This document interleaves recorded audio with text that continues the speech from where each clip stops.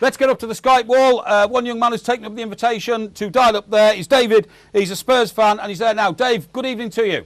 Evening, Mike. How you doing? Very good indeed. Dave, do you know what? If I had anything to do with Spurs, and I'm looking at the Chelsea camp, and they're completely and utterly confused as to whether this game's important because they're meeting Barcelona on Wednesday. They're starstruck with the prospect of having Lionel Messi on the same pitch as them. Do you know what I'd do if I was a Spurs player?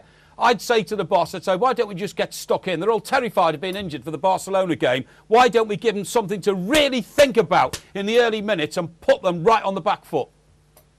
I'd love it if they did that, but you and I both know that's probably not going to be the mentality of the Spurs players at all. And also, I find it amazing that I think we all know that they've got an eye on Barcelona on Wednesday. I don't know why Chelsea don't go into this game, full throttle. They need to win this. I think this game's far more important than the Barcelona game. And I say that in the sense that I don't think they're going to beat Barcelona on Wednesday. This is their last chance of silverware to make something out of what has been a very, very disappointing season for them. If Di Matteo can turn around and win the FA Cup, regardless of whether or not Chelsea come in the top four, he's then secured a job he's got himself a job for next season because he's then given himself the foundation and a platform where he can go and kick on. The form since he's come in, it's not been spectacular. He's done very well. I'll give Di Matteo that. If he can win the FA Cup this season, then Chelsea can kick on from that, and I reckon they'd still be able to keep hold of some big players. And obviously with the money they've got, bring some more in. I think this game's far more important than the game on Tuesday. Yeah, I agree.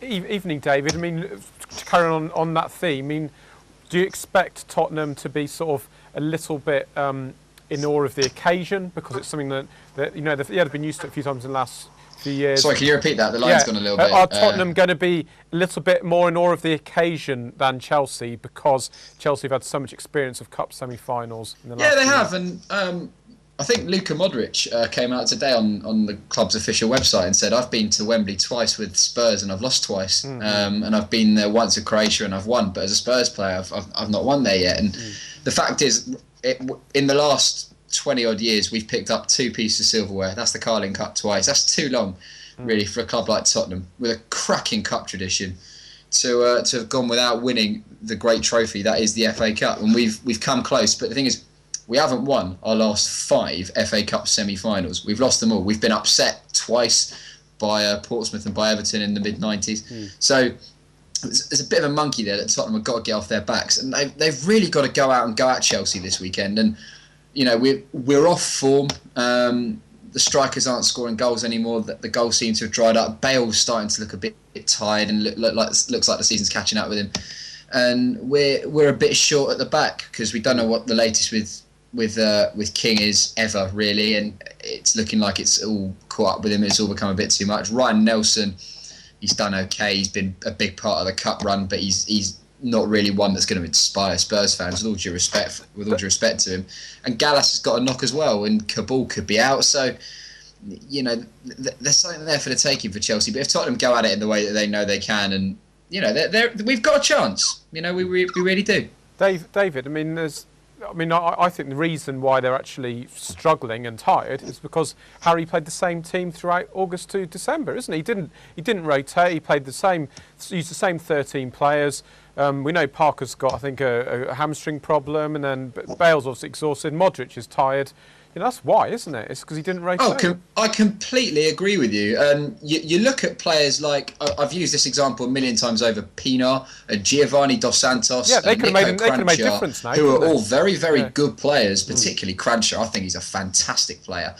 And whenever they're called upon, they look rusty. Reason being is that they don't get any game time during busy periods. Right, during Christmas in particular, you said it yourself. I went to the Swansea game on New Year's Eve, and they just looked so short of ideas. They just looked so tired. And we have players like Crancher and Pienaar still at the club, who do anything for a game in that sort of situation, and who'd go and beat Swansea. And these are top quality players, and they just look rusty. So all the first team all the regulars look tired, and all the backup players, with the exception of Jake Livermore, who Redknapp loves and will throw him in at any opportunity, they all look completely rusty and out of sorts. We only have the top footballing experts on this show. To that extent, I'm delighted to introduce our new guest who is on the Skype phone. It's a bit like the bat phone, except that it's better, the Skype phone. And it's James Olley, who's the chief football writer of the Evening Standard. And he's going to talk to us about the clash of the second semi-final, two London teams, Spurs and Chelsea. James, good evening to you, pal.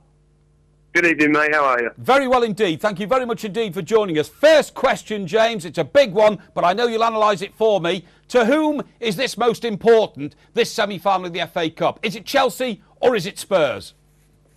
I think probably Tottenham, because I just feel that where the two sides are in the season at the moment, you know, Tottenham for such a long period of time were obviously performing so well, seem to be nailed on for not only a Champions League place, but, you know, seem to be in the title race for quite a long time.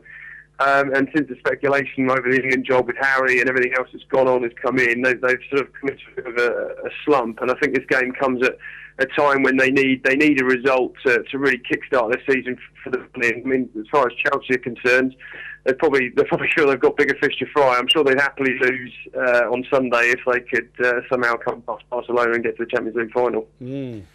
Evening, James. Wayne Veysey here.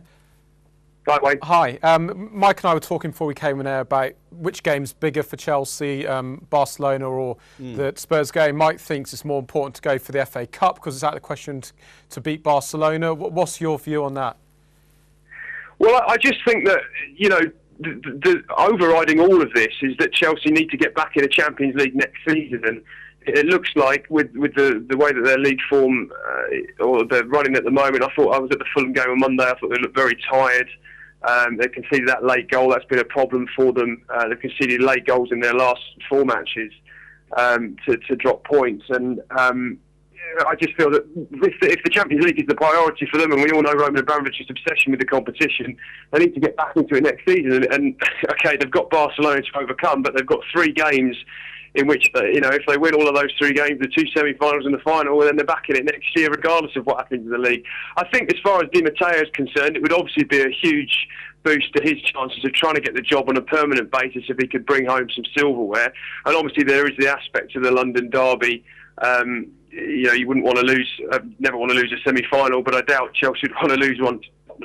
But I just feel that their priorities, particularly given the revenge factor with Barcelona, is going to lie elsewhere, and that may factor into the team selection, because I do think that 1 or 2 maybe might just sit out Sunday with that Champions League semi-final first leg in mind. I'll tell you what, James, I don't think Chelsea learn, and I'm talking about Mr. Abramovich now, because within the last 48 hours, I'm reading things like the next Chelsea manager will have a huge amount of money to go around the world seeking out the best players again. I think everybody forgets that the most successful Chelsea teams of recent years were put together organically. Lampard came from West Ham, Joe Cole came from West Ham, John Terry came through the youth ranks. You know, they didn't buy big from all over the world to create a very successful team that played for each other. So is a disparate group of players, a bit like Manchester City coming together again, ever going to work? Well, the problem that Chelsea have had for a number of years is this short-termism that has basically restricted any development right through the club structure. You know, talking about the youth team, they've got a fantastic youth academy at Chelsea. And yet, what players have they brought through? You know, you've got Ryan Bertrand, who's come in and played a couple of games in the absence of Ashley Cole. But, you know, the likes of Josh McEachran, the massive hoo-ha that it took to get Gael Kakuta, he's gone out on loan. Josh McEachran, you know, another one who went out on loan. Jeffrey Broomer, Patrick Van Arno, all these players who are supposedly the next big thing, or, you know, to give a club continuity to develop and to grow, it just hasn't happened. And the problem has been that each manager that's come in has been told, right, you have to perform immediately, you have to be immediately successful, and if you're not, you're out the door. Stay ahead of the game with Sports Tonight Live. Don't miss a thing. Subscribe to our YouTube channel. Search for Sports Tonight Live on Facebook and like our fan page. Follow Sports Tonight TV on Twitter and tweet us your thoughts and opinions.